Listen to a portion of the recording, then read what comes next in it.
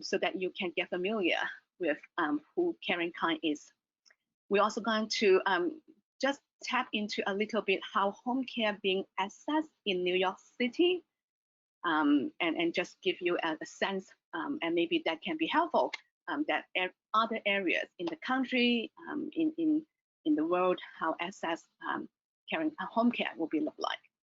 And then we'll transition the time to our three speakers and talk about home care in the time of COVID-19.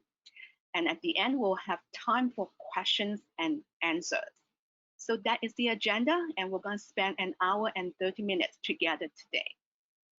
Now I'm going to pass some time to our Chief Officer Programmer at CISAC to talk about Karenkind's core services. Ed? Thank you, Serene, and hello, everyone. I just wanted to give you a quick overview of our programs and services for those who are not familiar with them, and also let you know what we're doing today in response to the pandemic. So first of all, we have our helpline, 646-744-2900. This is the hub to all of our programs and services, where you can reach any of our programs and services or get referred to one of our community partners if we can't help you within our agency. Our dementia care specialists and social workers are working from home at this point, soon to be back in the office. So the helpline is live, so please give a call. We have our social work services. When you want when you need a more in-depth plan or emotional support, you will reach people like Serene to talk to on the phone for some one-on-one interaction. We have 83 support groups throughout New York City. They are in different languages, and some of them are targeted for different groups. You can call our helpline to get in touch with one of these support groups and learn more about them. And most of them, well, all of them are now being held either through video like this format or over the phone. Our education and training quickly moved to a virtual method back in April. So now you can hear you can attend all of our core programs, such as our Understanding Dementia, our Legal and Financial Seminar, or our Medicaid Home Care Seminar. They're offered at least once a month. Please check our website, karenkindnyc.org, for a schedule, or call our helpline. Our Wander Safety Program is still registering people. This is a bracelet identification program for people who may wander, and 2/3 of people with dementia will wander at some point, research shows. So we train first responders and other healthcare professionals how to look for the bracelet and contact Medical Alert so that we can safely return people home with their families. We have Beginnings at Karenkind, which is a program for people in the early or middle stages of dementia, and it's a social, physical interaction group held a couple of times each week. Right now, it's on hold, but we do have some content online for this population, so please check our website. And please call our helpline if you're interested in joining the group at some point when we reopen. Our Connect to Culture program, we partner with almost 20 organizations in New York City to bring programming to people with dementia and their caregivers. Right now we moved to a virtual platform. We've been doing a weekly program every Monday. Please check our website for that schedule as well. But we have very interesting guests from the Intrepid Museum of Modern Art. We have a program coming up with the Folk Art Museum. So please check our website. These are very interesting programs and a great way to spend your Monday afternoon. Finally, we have a very robust outreach program where we reach the Chinese, Latino, Jewish communities, and African American communities. And we are now doing things virtually, so we are reaching different organizations throughout the 5 boroughs and giving them an overview of dementia and our programs and services. And finally, I just want to remind you that all of our programs and services for caregivers are free of charge. So if you have the means, please visit our website and find the donate button. We would really appreciate it. And with that, I'm going to turn it back over to Serene. Beautiful. Thank you, Ed. Sure. Okay, so we're going to start our program now, and I will give everyone a really quick understanding in terms of how the home care landscape in terms of accessing it looks like at this moment. So in New York City at this point, we have two forms of home care service that we can access. One is through home care agencies. And at this point in New York City, we have around 115 home care agencies throughout the 5 boroughs. You can also go to our website, karenkindnyc.org, to see most of those home care agencies that we have vetted throughout the time, and we post their information on our website as well. And another system that our caregivers often access their home care through informal system, such as hiring someone on their own. One is their relatives, which comprise a majority of their support. Other is friends, neighbors, people who work in the building. And also at Karenkind, we have a training program for home care workers that already receive their home care certificate and continue to enhance their knowledge and skills. And so they join Karenkind's training program, which is a 7 full day training throughout the 7 weeks. And when they finish the program, they have this access to post their resumes and their profile on the website, which Karenkind set up for. And so if you are looking for home care workers, those are the ways that you can access those resources. Now, how home care is being paid for at this point? Common way is one is out of pocket, and at this point in New York City, we can only speak for New York City, range from $15 to $30 per hour. Different form can be differently, and definitely our speakers will talk more about their specific tailoring service they have in their agency, such as companion service, just for housekeeping, but maybe some other is for home care assistance. Another way that home care is being paid for is through long-term care policies. Each one is different, depends on how much they can cover and how long they are available. So definitely if you have such long-term care policy, consult with the policy and plan out accordingly as well. Another common way that people use to pay for home care is through Medicare. Medicare is different than Medicaid. It is a benefit for people that are 65 and above, or when they have disability, then they have access to Medicare services. And for home care through Medicare, it tends to be short-term. Initial provision is only 30 days, and it can be extended to up to 90 days. But those assistance can only tailor to people that has acute needs, such as they just discharged from the hospital, from a rehab, or they have a fall and don't need those transitional home care to support them.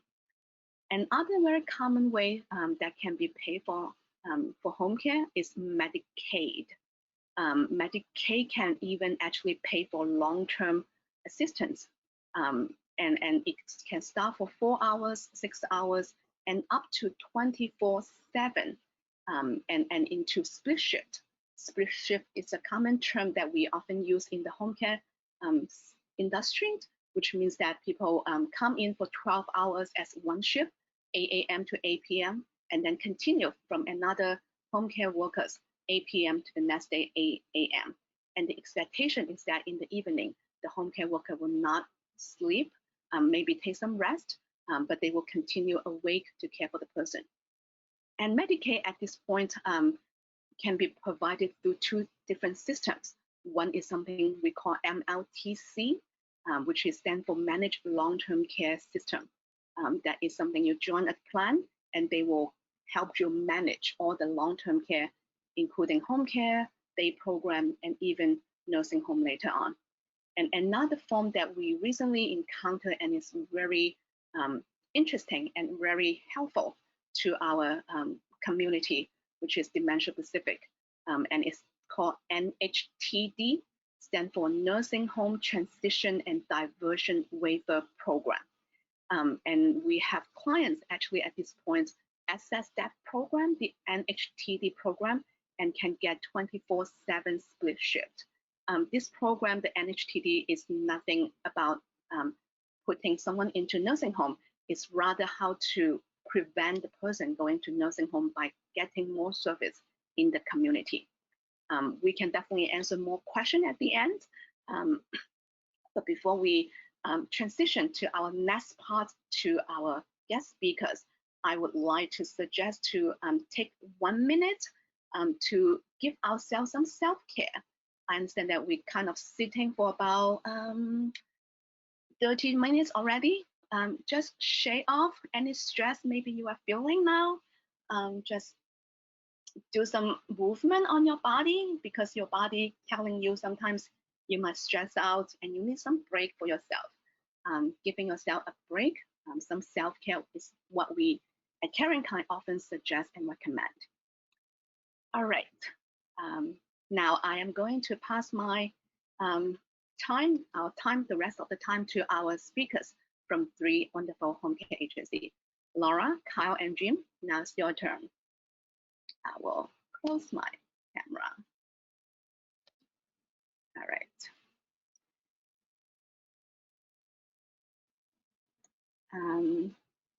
Laura, Kyle, and Jim, you can turn on your microphone as well.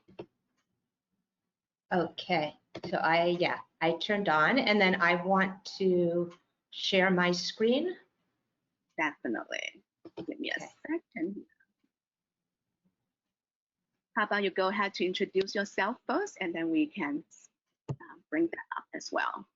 Very good. Okay, so yes, I am Laura Vidensky. Again, I'm the Executive Director of COME Home Care. COME stands for Concerned Home Managers for Elderly. And one of the benefits here of Jim, Kyle, and myself doing this presentation together is that we're really able to present different perspectives because we all come from different types of home care agencies. So the home care agency that that I work for, COME, we're a nonprofit licensed home care agency that is private pay. So all of the clients that are on our program do pay for the services, but we are supervised and overseen by Department of Health. So all of our aides are trained and certified, and we have the nursing staff as well as social work staff. Jim, if you want to go next. Sure, thank you, Laura. So yes, hello everybody, it's a pleasure to be here. As Laura said, we do come from different types of agencies. My agency is also a licensed home care agency, which is affiliated with the Visiting Nurse Service of New York, very commonly known as VNSNY. We are a 125-plus-year-old institution, and it's a good time to kind of maybe best illustrate how the layout here. We do have on our Partners in Care licensed agency side private pay, and as Serene mentioned, those rates will vary depending on the location. If you go outside of New York City into the suburbs, the rates may be different. Our VNSNY has a what's called a certified agency, which means certified to bill Medicare. And in those instances, we provide skilled nursing, physical therapy, speech therapy, occupational therapy, and home health aid services. Those are meant to be skilled and short-term, intermittent in nature, and in lieu of hospitalization and nursing home. I'm going to go by whatever was next. We also have a hospice. We have a VNSNY provides hospice services for patients that are hospice and palliative care for patients that are at the end of life. And we also participate with many managed long-term care plans, which are Medicaid managed care programs for more extensive personal care services that range, as Serene mentioned, anywhere from hourly to round the clock to living. And then finally, we have a health plan, BNSNY Choice, which is a managed long-term care plan that reimburses Medicaid managed care services. So I'll let Kyle talk about his agency. Thank you, Jim. Hi, everyone. My name is Kyle Budensack. I'm the owner and director of Comfort Care. We are a home care agency, but more specifically, we're a companion care agency. And what that means and what our mission has been since we started about 5 years ago has been to bring people from all professional backgrounds or many different professional backgrounds into the home care industry. We hire a lot of people from the arts, the performing arts. We hire graduate students. We hire retirees and semi-retired professionals, many of whom are educators or social workers. So a lot of the people we hire have care experience, but they're not trained home health aides working under the supervision of a nurse. And so for us, our services are often for solving the big problem of isolation and social isolation. And so we go a long way to try to match people on a personal basis with our clients. We are helping a lot in how we overlap with Karenkind, is that we help with a lot of people in the early to moderate stages of dementia, where there's more of a social and mental stimulation need than there is for physical care need. What we don't do, of course, is provide the hands-on care by a trained home health aide, and that's when, of course, everyone from Laura to Jim and a number of other agencies can help, but we complement them. And yeah, I think that's a pretty fair summary of us and how we kind of complement the licensed home care agencies in New York City. Okay. Okay. And let's see. Let me just go. Okay. So everyone can see my screen. Okay. So we're going to start with the, we kind of have divided this up into 3 parts, and we're going to start with how the pandemic has affected access to home care. So at the beginning, and I think this is across the board for all home care agencies that I spoke to, we all experienced a decline in the number of clients and patients that we were servicing, people putting services on hold due to the risks of having others enter their home, that fear and anxiety. And I bring this up because with a lot of these things, we're still seeing that right now, of course. And on the other end, we had home health aides fearful of contracting the virus, so that the total workforce has decreased to some extent, both out of sometimes anxiety on their own part about fear of contracting the virus, but in addition, and I think this is particularly with certain populations, like so that there's a decrease in the availability of Spanish-speaking aides and Chinese-speaking aides right now, because within those communities, especially those who live with extended families, sometimes there was fears on the parts of the families about somebody working and coming back. And I know Jim had been saying that they saw that a lot, but all of us have seen that as well. And then, of course, both clients and home health aides having symptoms of or the illness of COVID-19, therefore being unable to have or provide the services, either because of being ill or because they needed to go into quarantine. So, and I put up these obstacles and was thinking about the fact that these are kind of global things that all of us have been dealing with, and these impacts in so many ways. So, so first of all, the inability to safely service clients because of the lack of personal protective equipment. And I think there was, for sure at the beginning, quite a scramble to be able to find vendors, and some frustration on the part of the home care industry, as and of course the hospitals needed to be first in, foremost, as they were on the front lines, as did the nursing facilities. But I know that sometimes that left the home care providers scrambling to some extent. And I know that providers like BNS, as well as myself, ended up having to work through the hospital system sometimes to be able to get access.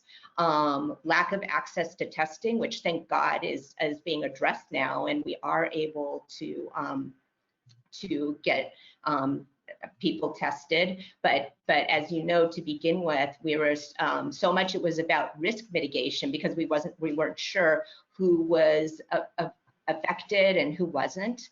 And we continue to deal with changing guidelines, both from the Centers for Disease Control, the CDC, as well as New York State Department of Health. And point in fact, about at 12:45 today, I got yet another email from Department of Health with new guidelines regarding personal protective equipment and what they are not recommending right now. So as we went along, you know, one piece also was Department of Health was very focused on the crises happening at the hospitals and nursing facilities, so that sometimes, you know, there were guidelines given to home care, but maybe not as robust as they were to other providers. And then just that changing understanding of what COVID symptoms there are, right? That lack of taste and smell was a piece, the way it shows itself in older adults. So that so many times what we would be aware of to begin with was malaise, someone not eating, or increased confusion, rather than, you know, the fever, chills, cough, you know, the other specific symptoms that we were told about. And then our differing understanding in terms of asymptomatic exposures, right, and how those impacted. So, Laura, so I'm going to cover the next few slides. I think it's important, and I'd like to take the time to to highlight the fact that this is probably the first time that I think any of the health delivery systems, like, we think of essential workers and we think of how important they are, and we think of nurses and home health aides and about how, like, you signed up for this kind of work. And so there's always an expectation that they're putting their, they're certainly risking their own well-being when they're working with patients who have, various different types of conditions that could be communicable diseases. But I think that this is the first time that we were ever really forced to have to. We're always thinking of the patients, and we really needed to think about our employees as well. There was this protection of now having, making sure that we can protect both sides, and the nature of this virus has proven it's so difficult to do that. And so I think that we learned a lot about, how we need to position ourselves moving forward, so that, everybody's safety is considered and everybody's safety is protected. And so I think it's important for everybody to realize that we've never had to think about that before. It was just an assumption that people were sick and people were going to get care. And so it's important we conceptualize that differently now. And so what we've done as an organization, we service over 35,000 patients a day, and across the different spectrums that I mentioned earlier. And so in order to be able to manage that, we had put in protocols across all the lines of business that would limit, or in terms of best protect our workers and the families of the patients. And so we had developed protocols that would allow for the best and the most amount of care that could be provided reasonably, while an aide is wearing various different levels of personal protective equipment. You have to keep in mind that this is not the way that they were typically going to work with this kind of level of PPE. And so we had, I'll talk about specifically the types of protocols that we put into place, but we also put in protocols for certain populations, which I'll talk about on the next slides, that essentially were in the best interest of the client, and to assume we would treat these particular populations who were very high risk as presumed positive. So I'll talk about that. So we reduced, we made the decision that we were going to reduce the number of hours of patients who were receiving care that were in fact bona fide COVID positive, we were going to reduce the hours per day to reduce exposure to 2 hours maximum. And that's going to allow for, again, the home health aide to be providing the care safely, learning how to navigate the level of equipment that they had to wear, prevent cross-contamination, and be able to provide the essential tasks that the patient would need in order to be able to remain safely at home. We have made some provisions for these skilled patients that were receiving their skilled services, so they're receiving essential nursing, wound care, and the essential life-sustaining therapies and modalities. But for home health aid, it was ordered only when absolutely necessary, because that was also risking the amount of people that, reducing the amount of people that were going into the home and the potential for risk of exposure. And then, of course, we developed some protocols around the managed long-term care population for patients that could have a different type of modality, a new one for us, which was either remote or telephonic services. So for our hospice patients, we put in a protocol to assume, and again, that they were getting 2 hours maximum. Hospice patients in New York City generally receive about 4 hours maximum a day. Numbers can increase as they near end of life, but primarily it is 4 hours a day. So they were reduced down to 2 hours a day. And because the end of life brings with it certain symptoms and characteristics of the end of life process that could easily be confused for COVID symptoms, or such as pneumonia and other types of things that would, present some suspicion about whether or not they may be COVID positive or not COVID positive. We had put in a protocol to assume that all of our hospice patients were presumed COVID positive. And so the training and education of those home health aides, as well as the that they worked with, would be modified. There was many instances where we had patients whose family members were actually agreeable and appreciative of the fact that we were going to provide that short-term type of absolute musts tasks that the clients and the patients should receive, and then not have too many people in and out of the house. So they were very willing to step up and provide that care, and assist us with providing that care. But the most important were provided by the home health aides. So I'll just put some numbers around this for everyone. From our own experience and from talking to a lot of the other operators in the home care industry in New York City, we think there was probably a 10 to 30% reduction in client census across, most of the agencies, somewhere in that ballpark. A lot of clients were leaving New York City altogether. There were clients relying on family. Some people were going it alone and isolating in cases where they didn't have the most critical need. So there was really a reduction in demand for services for a period of time, and that is, of course, returning to normal. There was a similar reduction in the workforce, and certainly with our companions, but also with the home health aide labor force. I think I had agencies tell me they had as much as a 40% reduction in the number of caregivers on their roster. We went from about 150 to 170 down to 80 or 90 at one point. And there were a lot of reasons for that. But that, of course, is what really drives the accessibility of home care, is the people who really do this work.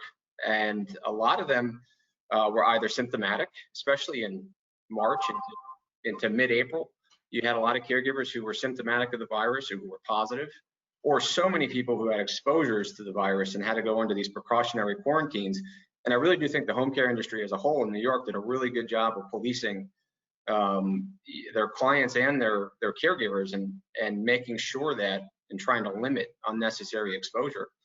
So fast forward to almost July now, and I really do believe that access is kind of returning to normal levels. We're probably still down maybe 10 or 20% of the typical home care labor force. One of the things related to that has been a much needed measure, which are the expanded benefits for the home care workers who have become sick or who have been put into tremendous stress just through the circumstances of the pandemic. And so there's expanded unemployment, the Pandemic Unemployment Act, which was part of the CARES Act, the Federal CARES Act. There's the Family First Coronavirus Relief Act, which was passed earlier by Congress, which took effect on April 1st, which provides expanded PTO and paid family leave through FMLA to employees. And New York State had its own set of additional paid time off emergency laws on top of the mandated already existing New York City paid time off. So these were important. This was an important safety net for caregivers, and continues to be, and probably will be to an extent throughout the rest of the year. The next slide goes into a little bit more detail, just talking about some of these programs. So like I said, there's federal, there's state, and there's local paid time off. I think my message to families would be, and anyone who's looking to work with an agency, I think it's perfectly fair and a good question to ask what types of benefits and paid time off benefits they're offering to their caregivers. It's important to know it can oftentimes keep someone who's sick or could be sick from working or feeling the need to work for economic reasons. And so it's just a good question to ask any provider you're working with, how are you taking care of your employees and what kinds of benefits are you offering them? And I think overall it's been a good thing, but certainly access to care, just based on numbers of caregivers out there, is still down a little bit, albeit normalizing. Yeah, and here's the, next slide. Yeah, I'm sorry. And then the last thing I'll cover here is just regarding the stimulus that's been provided to a lot of the small businesses and the medium-sized companies as well. And so to the extent that people have fears around the stability of home care because of business failures or home care agencies failing, I haven't seen that personally. I haven't heard a lot about that. I think there is a fair amount of stability right now within the home care providers in New York City. And we've certainly been helped by stimulus, Paycheck Protection Program, which was also part of the Federal CARES Act, and there's been other stimulus as well. So there's, I think, a fair amount of stability. I wouldn't, if I was going to lose sleep right now, that's not where I would lose sleep. And then the other thing I'll say is just regarding consolidation. There's a note in here about consolidation. I really don't think the pandemic is playing a big impact on changes in the home care provider landscape. I think that's going to be more driven by the Medicaid industry and the Medicaid budgets and reorganization of Medicaid. So I don't know that what we're going through today has a big impact on consolidation or things like that. Okay, so this second part, we're going to talk more about what's being done to reduce the risk of infection for people with dementia, their families, as well as the professional caregivers across all the types of home care. And for this next slide, all three of us are going to be talking a little bit about what we've done in terms of protective personal equipment. And one change that I will say right off the bat is that prior to COVID-19, my agency, and I think this is the case with many of the home care agencies, had the expectation that the clients and their families would be responsible for equipment. So gloves, checks, Depends, whatever that was the expectation. And we've rapidly changed to a very different environment whereby not only home care agencies, but all businesses at this point are being expected to take responsibility for providing appropriate and safe equipment, so that it is crucial now that the home care agencies provide the masks and gloves that are necessary. But in addition, and especially when we are servicing those with COVID-19, that we take those extra precautions and provide gowns, scrubs, or changes of clothing as needed, as well as the in addition, surgical masks only filter out a certain percentage. So the N95 are so named because they filter out 95% of possible viral particles. And some agencies have also used KN95. One thing my agency has done has been to have our home health aides go to our clinic to get fitted and trained on using the N95. It's not easy to wear those masks over long periods of time, so that's vitally important, as well as making sure everyone has thermometers and is taking their temperature twice per day. I mentioned that DOH directive. One thing of interest there was that they really were very much emphasizing eye protection, to have goggles or those face shields available. But still, even at this point in time, and it was kind of shocking towards the beginning how often they said, oh, just reuse equipment. It's like, really? But still, they're saying with N95 masks, they were giving directives still as to how to reuse them. But they are, they did make mention of not of really making sure that at this point in those guidelines that people who previously they said, oh, if they had exposure, staff who had exposure but weren't symptomatic, that they could still work. They're now saying, no, we go back on that, and those people really need to go into quarantine. So, but maybe Jim, if you want to talk a little bit more about, equipment. Yeah.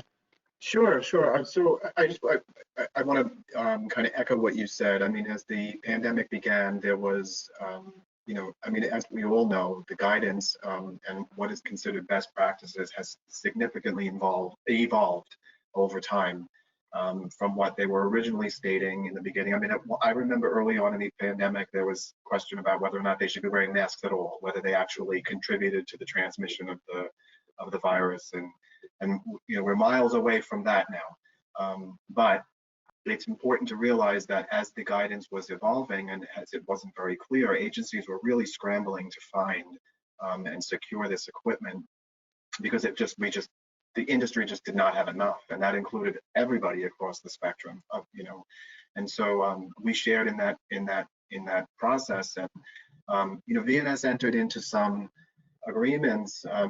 VNSNY entered into very important agreements with some of the hospitals in anticipation of being able to make room in the hospitals, because many of these patients would go into the hospitals. The emergency rooms didn't want them. There was no place for them, and they were being sent back home. And that's not necessarily the worst place for them to be. However, they do need to have support in the home, and then knowing that they have a positive diagnosis changes the way in which the care can be delivered. And so the industry was dealing with much of that, and we had made agreements, VNSNY, to be able to help them clear hospital beds, discharge patients home, and in return we were able to secure a lot of much needed PPE. And so we've put together, like Laura said, there's all different ways in which the PPE can be delivered, but it's what we've done is we had almost like an assembly line factory where we literally created COVID kits, which would have the booties and the head coverings and the shoe coverings and the gowns and hand sanitizer and thermometers and garbage bags. I mean, it's a kit. It's a pretty significant level of equipment. And then as they shed the virus, or if patients don't have the virus but family members have virus, they're given a lessened but still robust level of PPE. And we've broken all those protocols out and then assigned sort of the appropriate PPE for each one of those categories. And so I think it's important to just to realize and echo what Laura said, that there was a lot that we had to do, and we did it swiftly, but there was a lot to consider. Yeah. And Kyle, did you want to add? What I would add is that, as a companion agency, though we didn't have the same regulatory onus as some of the licensed agencies, we saw it as our responsibility to mirror or mimic a lot of what was being done. So we've since March been providing particularly gloves and masks as mandatory PPE to all of our companions. We actually found it easiest to go out and have 3 or 4 of us hand deliver it around to client homes and sometimes the caregivers directly. So we just found a way to operationalize that and get it done. And I just think any agency, whether they're a companion agency, a licensed agency, they should be, certainly taking that seriously. And even individual home care providers, if your family is hiring somebody directly, it's just as important to make sure that they're well equipped. Okay. So, so in terms of some of the New York State Department of Health mandates, I just wanted to make sure that that everyone has kind of a sense of some of the ways that Department of Health has been monitoring the home care agencies during this period of time of the pandemic. So one significant thing that they put into place very early on was a mandate for daily monitoring of all home health aid staff, taking their temperature and then reporting on symptoms and whether or not they had exposure to COVID-19. And the home care agencies have put this into place in different ways. Some have been texting the aides on a daily basis. Others have been requesting that the aides call in to report each day. They are supposed to report before they start work. And still others have worked together with some companies that were able to send out messages or through their telephony system when the aides check in or out, or actually check in, because it would be at start of care that they would be reporting. In addition, between April and June, the Department of Health was requesting a daily survey from all of the certified home health agencies as well as licensed agencies, where they were reporting how much equipment they had, how much equipment they needed, so that they could identify when there were shortages, and a lot about staffing, who was quarantined, who was sick, how many clients were ill, how many deaths in the aggregate we had seen, and they were putting together those numbers. Most recently, what we're seeing is Department of Health conducting audits of home care agencies, asking for their policies and protocols regarding COVID-19 so that they could make sure that everybody has policies in place that are appropriate.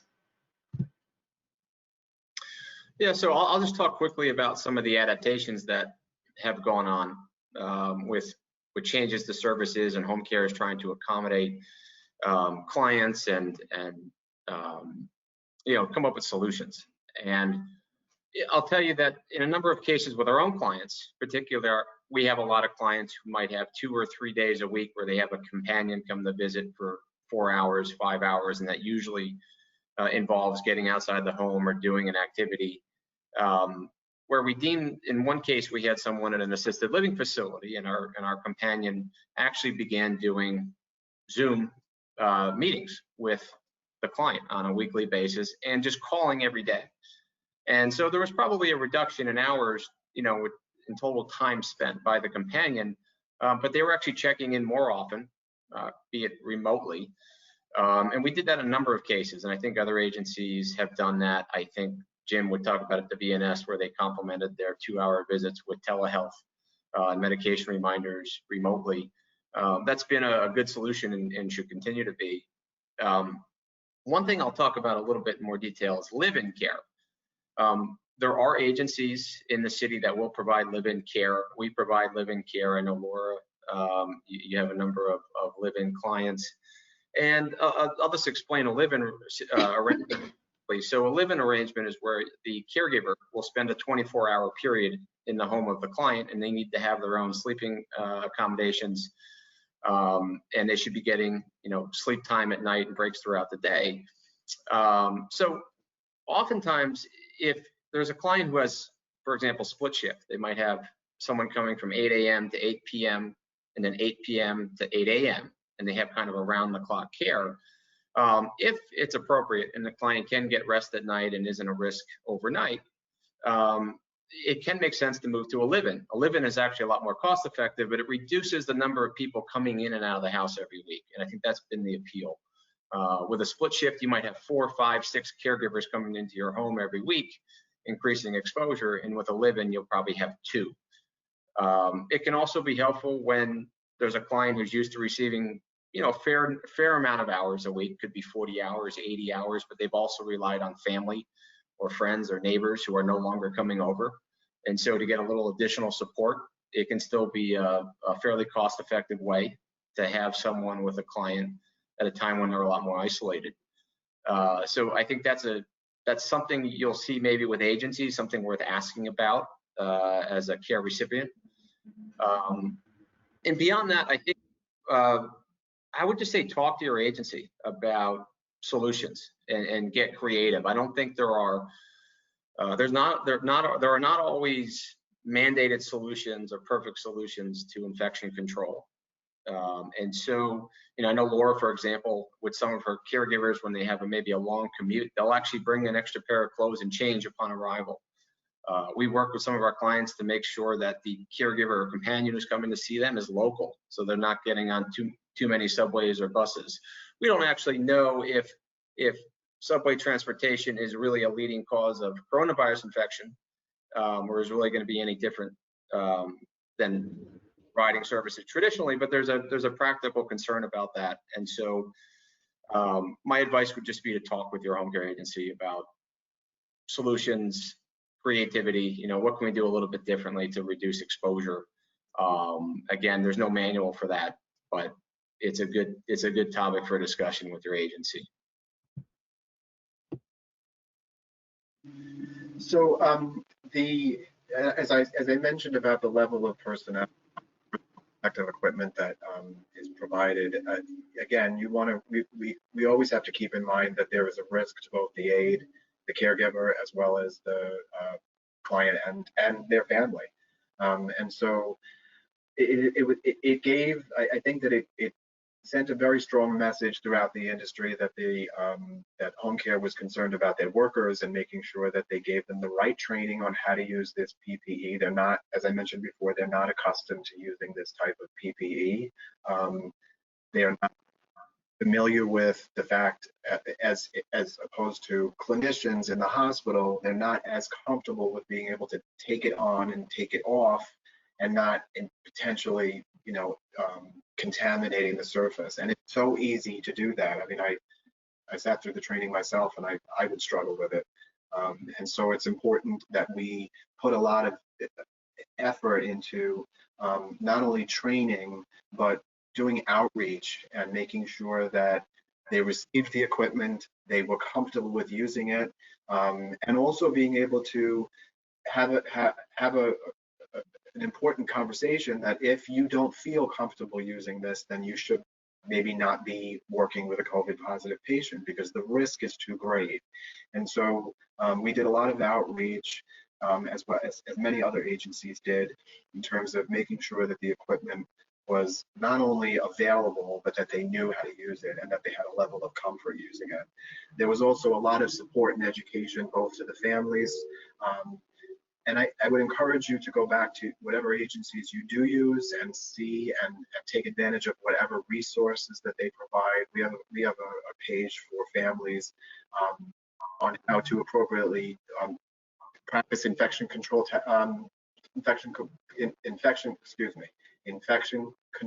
precautions in their homes, because not everyone knows how to do that. And so I think we've all learned how to get out the wipes and make sure that everything was clean, but it's nice to be able to give people education that's meaningful and that they can really use for not just for their care, but just for practical use. So that was something that I think was really important for us to do. Yeah. Okay. All right. So, and I wade into this topic of testing by prefacing and saying that it is a work in progress, I think, for many home care agencies, as well as I think Department of Health, as they make decisions about how they want to proceed. At this point, New York State Department of Health has not mandated a specific schedule of testing for home care staff. but there is, I know, discussion about it, and certainly the hospitals are always, testing staff as well as patients. The nursing facilities and other assisted livings have been, I think they started off by testing twice a week. That's been reduced recently to once a week, and it's still kind of in play. With that said, since there is much more access to testing, all New Yorkers are being encouraged to get both COVID-19 testing as well as antibody testing. But I will say that home care agency policies have differed about, what the appropriate protocols are. So what I will say is that they are requiring testing for those with symptoms or who have had contact with someone diagnosed or under investigation for COVID-19, and especially when a staff person is returning from quarantine, they are being asked to test. And actually, one of the things that my nurse just shared this week was that there is a request now to have staff who are returning from quarantine test 2 times, to have 2 different COVID negative tests at least 24 hours apart as a recommendation before they return to work. But again, there's not so much clarity yet on with ongoing staff who do not have symptoms regarding what's going to be going on with testing. All agencies definitely are screening new clients upon intake for symptoms and also to obtain test results for COVID-19. But I think that as people look into the possibility of having home care, it's very important to find out what the different protocols are right now for that specific agency in terms of what they're doing about testing, what kind of protocols they have in place for quarantining, and therefore how they're mitigating the risk. Yeah, so I'll take a moment and just talk about how this pandemic has kind of had an outsized maybe impact on individuals and families, working through the problem of dementia. I think we've all been like Bill Murray in Groundhog Day for the last 3 months, many of us, and that's, every once in a while it's kind of nice, but a lot of the times it drives us crazy because our daily routine is kind of out of whack, and we're not seeing our friends as much, and we're doing too many Zoom calls, and that the bloom's off of that rose. And I think though, with what you have to realize, of course, is with individuals with dementia, they've lost their daily routine. There's much less opportunity for social engagement and meaningful activity. They're not getting sunlight, and they don't have as much insight, of course, into what's going on. And so that's been a really big problem. I'll say that one of the obvious solutions to this that a lot of programs in New York City have done a great job of addressing is virtual programming. So I think, as Ed and Serene talked about early on, Karenkind has Connect to Culture. I think they've got an upcoming event at the Folk Art Museum and the Met. We've created our own activity guide we're sending out every other week. I'd be happy to share it with anybody who emailed me.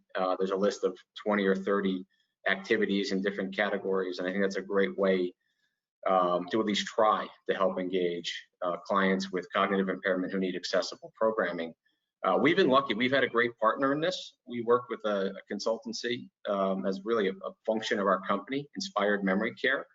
And so Nettie Harper and Kelly Gilligan from Inspired Memory Care have been really helpful in talking to our companions and clients about some of these programs and implementing some measures. I think the other thing that we're dealing with is compliance a lot of times with PPE protocol and safety protocols. Social distancing and infection control policies and wearing a mask correctly, sometimes that's more of a challenge when you're working with clients with dementia. And in talking to Inspired Memory Care and about some of the things we've been doing, there are a couple, and forgive me for the simplicity of some of these things, but there are some good ideas just in working with a family member, or if you're a professional caregiver working with a client and they don't want to wear a mask or they don't understand the social distancing limitations, just the power of demonstration and mirroring is really important. Just putting on your mask in front of your client, explaining why you're doing it, showing them how you're doing it slowly. A lot of times, they'll pick up on those cues and they'll understand. Or you might say, I'm putting on this mask to keep you safe. We had a client who actually said to, I think it was Kelly the other day, well, if you're putting on your mask to keep me safe, I'm going to put on my mask to keep you safe. And it was really nice.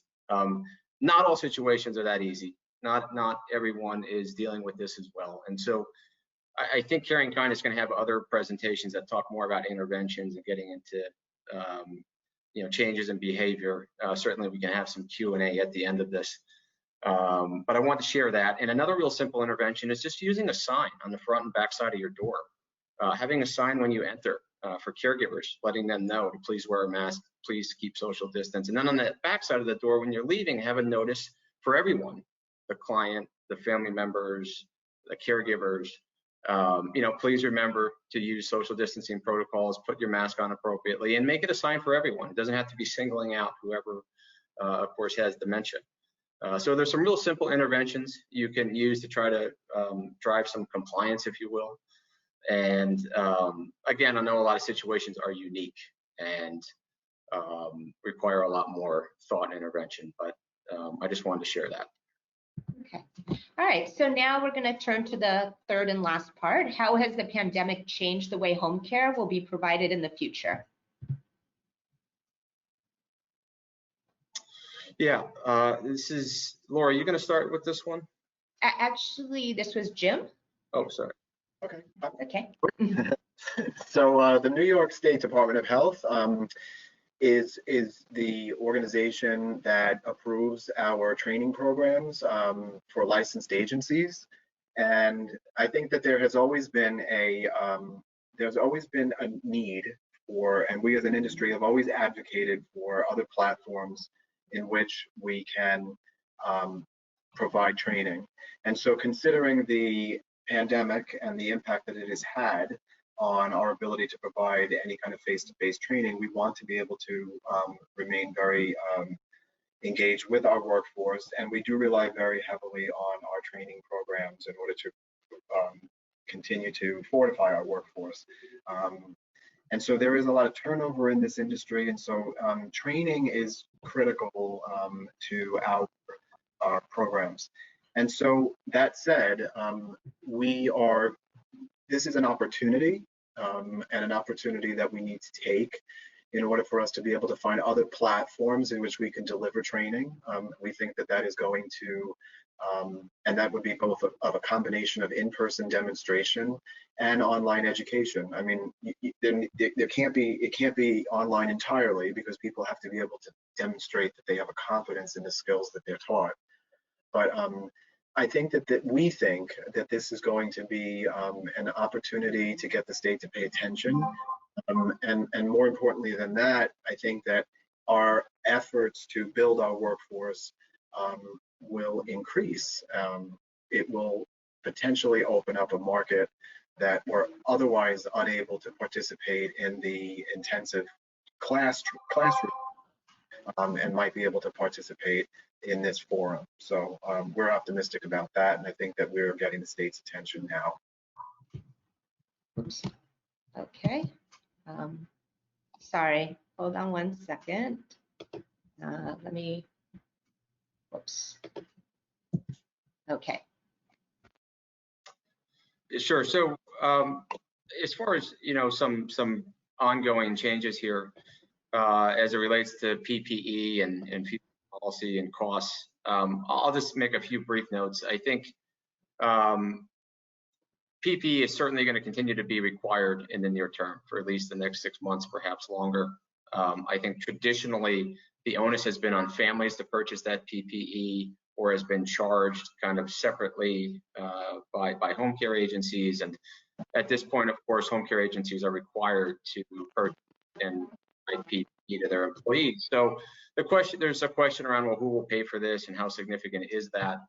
And if that is a question, I think what will most likely happen is that you might see minor price increases due to agencies taking on the cost burden of PPE.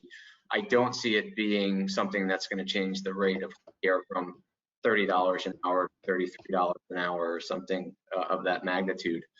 But it is an extra cost that agencies are obligated now to be providing. They're going to have to continue to provide more infection control in services and make that a priority in training.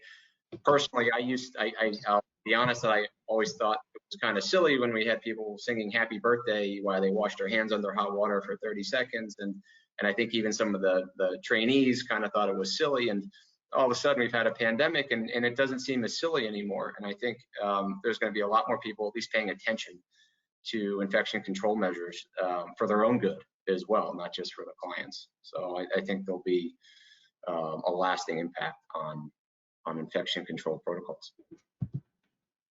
Okay, and so one thing I want to make mention of is there is a large grant in New York State to Home Care Association in conjunction with a few other agencies to provide training to home care staff so that they will be able to conduct COVID-19 testing in the home.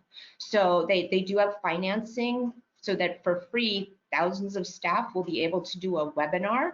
Nurses will be able to learn how to be able to test people in their homes, and then the home care agencies will just need to be able to access the supplies and arrange for those samples to be sent to labs.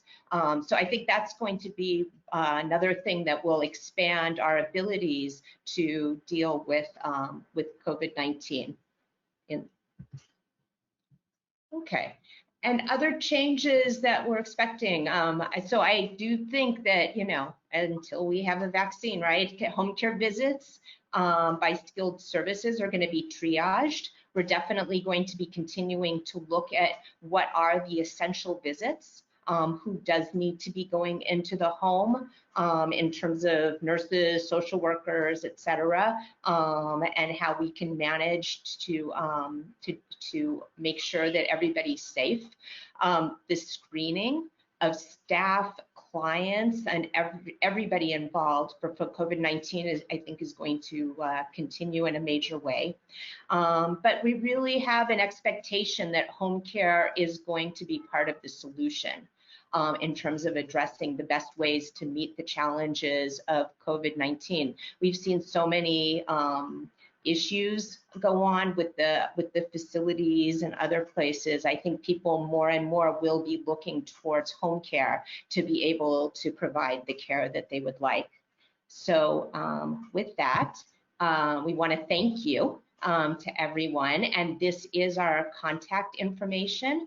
And right now we do want to open up for the Q&A. Great. Thank you, Jim. Thank you, Kyle, and thank you, Laura, for this wonderful presentation and share with us the knowledge in this very uncertain time and in an area that we don't have a concrete answer for everything. We just have about 3 questions on our chat box, and I'm sure that people want to also talk about their other ideas or comment later on as well.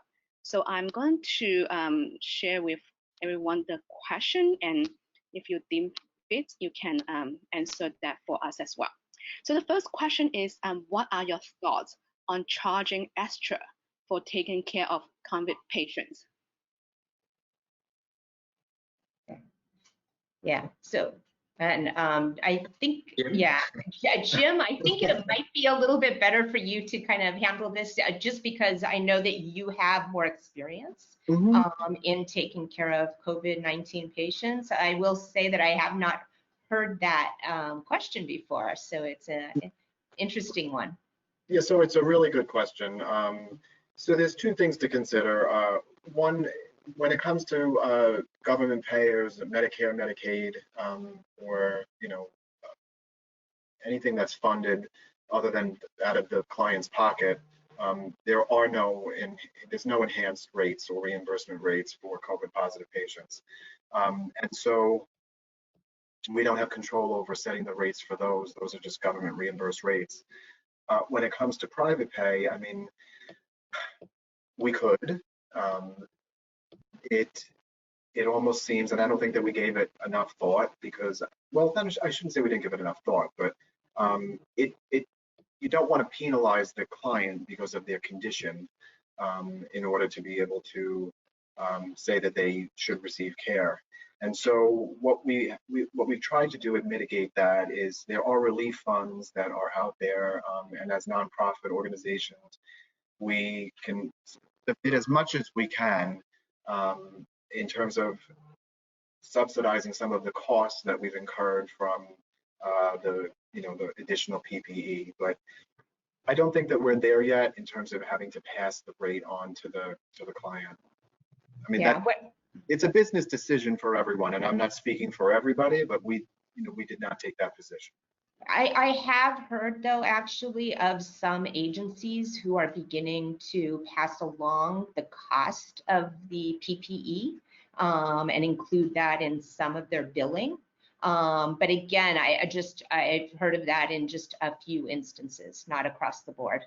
I have too, and I think when you're taking care of COVID positive patients and you have full gown, booties, face shield, mask, gloves, and you're turning over that equipment very often to keep it clean, I think it's more reasonable that you have to charge for some of that too.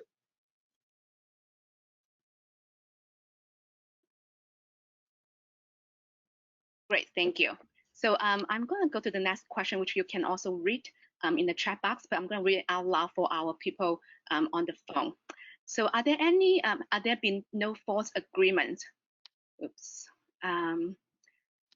introduced to be signed by the care recipients, patients, and care provider agencies? Also, are your different agencies having the home care worker also sign something that they accept the risk and consent to work knowing the risk and would then hold the agency liable? Anyone? So I mean, I'll start. I don't know. The short answer is no. We have not. We have not.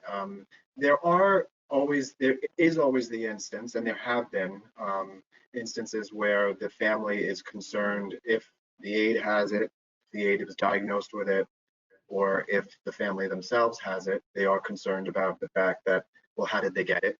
And so we do, and I think any organization would do like what's called like a tracer methodology to see, like, where did when was the first exposure, when was and considering all of the many different variables that are part of managing this virus, from the time that they received the symptoms, how many days it passed, when they shed the virus. I mean, there's a whole clinical process behind it, and so it's always hard to say what who gave it to who, and we're not. I mean, I'm not a lawyer. I think any good lawyer can make an argument that there was some liability, and I think that we should expect to see that because it's just part of the world we live in. Yeah, I think there's been a lot of controversy about, I know that in the bill passed by Cuomo regarding the nursing home industry having on a page all the way inside about, not that the facilities not having liability. But that's not taken place for the home care industry. At this point, I have not heard of home care workers having to sign anything about knowing the risks. And I think that this is the piece that has kept all of us awake at night, right? Was knowing that there was the potential, and as Jim put it, like the fact that we weren't only, like we are usually thinking in terms of how we're protecting our clients, but knowing that our staff was at risk as well this time around with this pandemic was really very challenging. And one of the things that has made this period of time so difficult.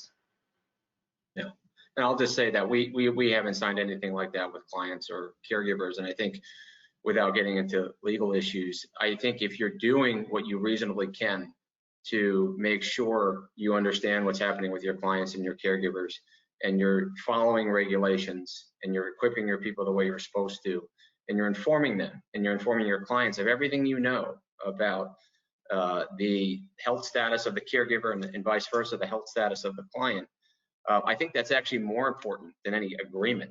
If you're not doing those things and not acting reasonably, you're going to have a problem, more so than if you had signed an agreement saying you're not liable.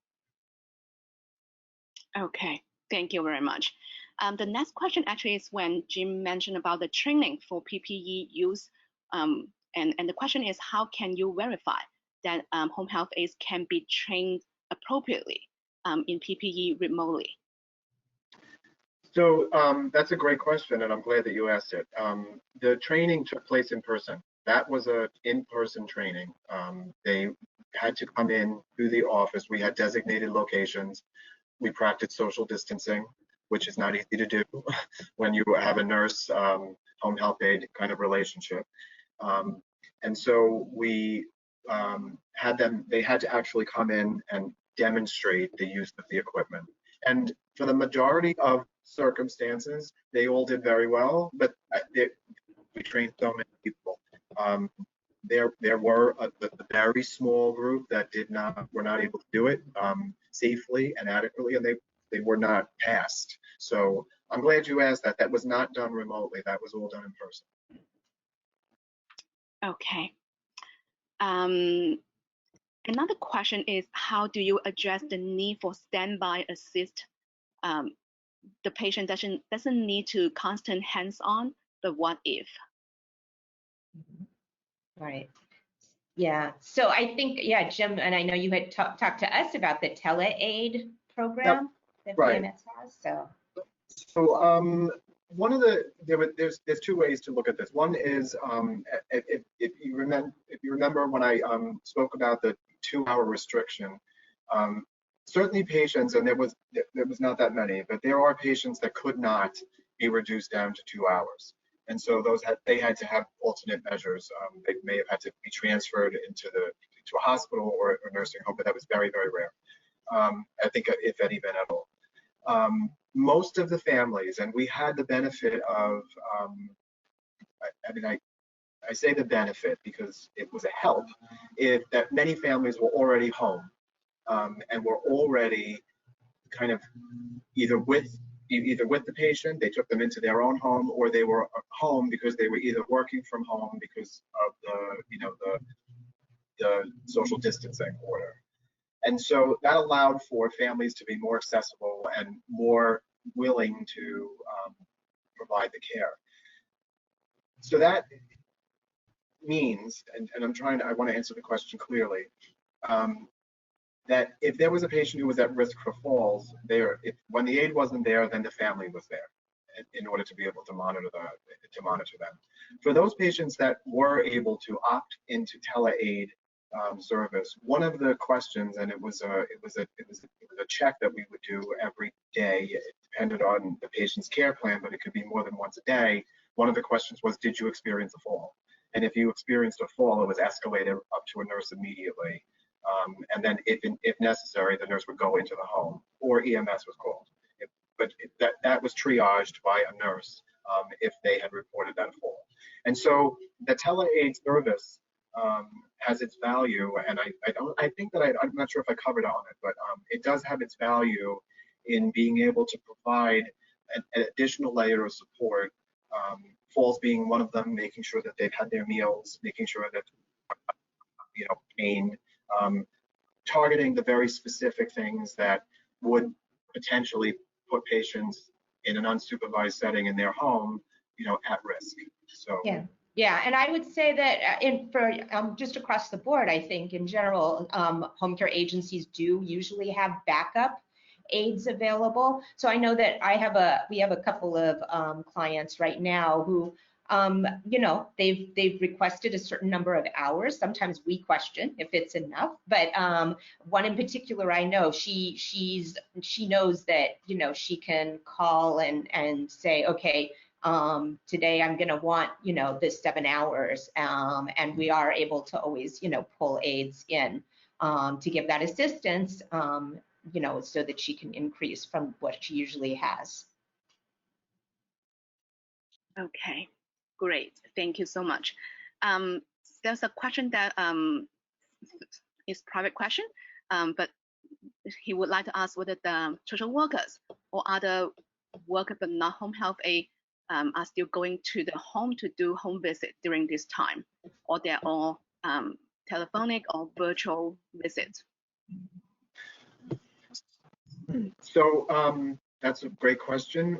At VNSNY, the therapy services were in the beginning were put on hold unless it was medically necessary. But the therapies, physical therapy, speech therapy, occupational therapy, those were put on hold for a bit. All the nursing visits, such as wound care, were all remained in place. They were still face-to-face visits. Of course, utilizing the level of PPE that I spoke about earlier. And then there was a slow resumption of the therapies were restored and are currently in place right now. Social work was converted all telephonic. In our community mental health services, there were some face-to-face visits for crisis intervention. Those were not put on hold.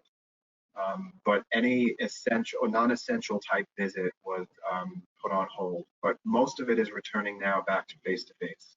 Yeah, and just to give you an example, always with we have a social worker on staff who is a social worker just for the clients, who she always does the initial intake visit, and we're really making a case-by-case decision. So in some instances, she's doing that intake by video chat or phone, but in other instances, especially where there may be concerns about the environment or questions about what's being shared, some of the information about how the client's doing, she is doing the in-person visits, but again with N95 mask and et cetera, to make sure that everyone's protected.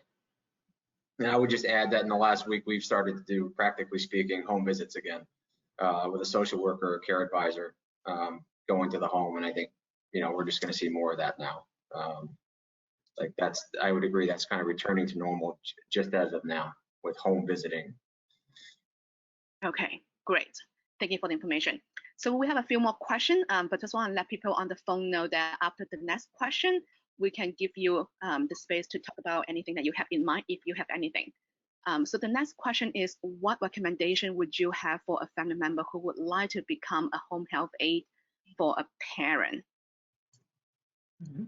Yeah, so there is the consumer-directed program if the parent has Medicaid, whereby the family member can get certification and can get trained in order to be able to provide the services. So, and I don't know as much maybe about Medicaid. I'm not even sure. Is a home health aide required, Laura, as part of this CDPAP program? I don't even think you go through training. They don't need to be trained. They don't need to be trained. But otherwise, I think the schools, are there any of the schools open, the home health aid schools open currently? Or I know Jim and Laura are hoping to go virtual at some point in the future for home health aid training, but we're not there yet. Yeah, there are some agencies that have resumed training, home health aid training. But in this case, for this particular family, I mean, they just need to register with a FI, a fiscal intermediary. They don't need certification or training.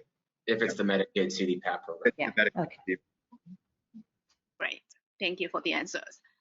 So the next question is a bit long. Oh, actually, I would like to go to the people on the phone. You can unmute yourself if you have anything you want to ask or share.